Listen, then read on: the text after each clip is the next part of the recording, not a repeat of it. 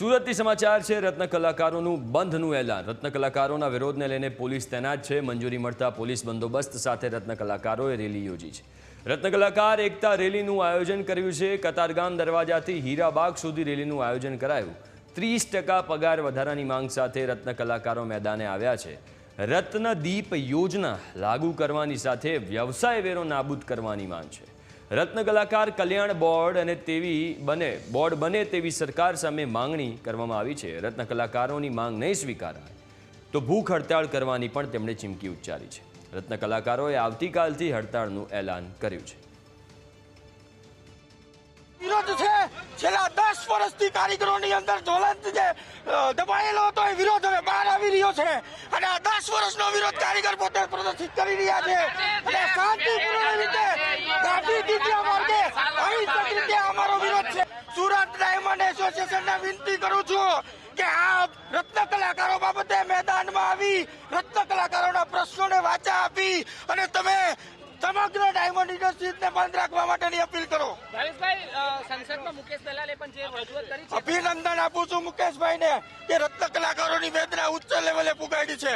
અભિનંદન આપું છું હું ગોવિંદ કાકાને, પરંતુ ગોવિંદ કાકા અને લાલજી પટેલને વિનંતી કરવા માંગુ છું કે રત્ન કલાકારોના ભાવ વધારા માટે ઉચ્ચ સ્તરીય સમિતિ બનાવવામાં તમે પણ મદદરૂપ થાવ। દિનેશભાઈ ડાવળિયાને વિનંતી કરું છું, જયંતિભાઈ સાવલિયાને વિનંતી કરું છું અને જગદીશભાઈ ખૂટને પણ વિનંતી કરું છું। માંગણીઓ નહીં સંતોષાય તો આંદોલન યથાવત રહેશે અને આવનારા સમયની અંદર ગાંધી ચિંધ્યા માર્ગે આંદોલન થશે। જરૂર પડશે તો ભૂખ હડતાળ પણ કરશું। હીરામાં વધારો નથી થતો। શેઠ લોકો કે મંદી છે, મંદી કાંઈ નથી।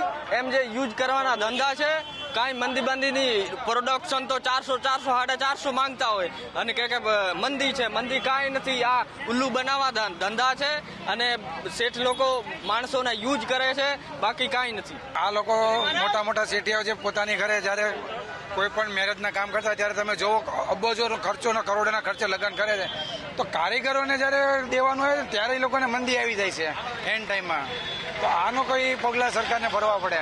અરે હીરામાં અત્યારે 9 રૂપિયા ભાવ આલો, 2000 ઉપાડ આલો, 2000 માં કઈ ઉપાડ થતો નહીં અત્યારે, કારણ કે રૂમ ભાડું પડીએ કે ખાવાનો ખર્ચો અમે પૂરો કરીએ એટલે એમાં કઈ થતું નહીં। એક ઉપાડ ને એક જ પગાર દે, એમાં 15 રૂપિયા 20 રૂપિયા ભાવનું કટિંગ લે, ટીક પોઈન્ટ બરાબર લે, આ તે એવી એટલે અમારી માંગે પૂંગી ગયો, બીજું કાંઈ નહીં। એ મોંઘવારી ઘણા જઈને પહોંચી સાહેબ, શેઠિયાઓને આપવું નથી બરાબર, મફત કામ કરાવવું છે, કરવું શું પછી? હે હજુ કોઈ વિચાર કરો છે કામ માણસ પહોંચી છે, માણસ 5,000 રૂપિયા ચાલે ખરું? હાલત અત્યારે બહુ જ ખરાબ છે। 2 વર્ષથી કન્ટિન્યુ મંદીમાં સંકળાયેલો આ રત્ન કલાકાર અત્યારે આત્મહત્યા ઉપર વહી ગયો છે। ત્યારે અમારી અફવા પાસે કોઈ રસ્તો નથી, ત્યારે અમે હડતાલનું એલાન કરી અને અત્યારે અમે શાંતિપૂર્ણ રીતે અમે રેલી કાઢીએ છીએ કે તમામ રત્ન કલાકારો આ રેલીમાં જોડાય અને કાલથી હડતાલમાં પણ જોડાય એવી તમામ રત્ન કલાકારોને મારી એક વિનંતી છે। અને કારીગરો બહુ જ હેરાન થાય છે। અમારી માંગ છે રત્ન કલાકાર કલ્યાણ બોર્ડ બનાવવામાં આવે, પછી રત્નદીપ કૌશલ્ય વગેરે યોજના જે છે ફરી શરૂ કરવામાં આવે, આત્મહત્યા કરતા રત્ન કલાકારોના પરિવારને સરકાર રાહત આપે અને વ્યવસાય વેરો દર મહિને 200 રૂપિયા કપાય છે તે તાત્કાલિકના ધોરણે નાબૂદ કરવામાં આવે।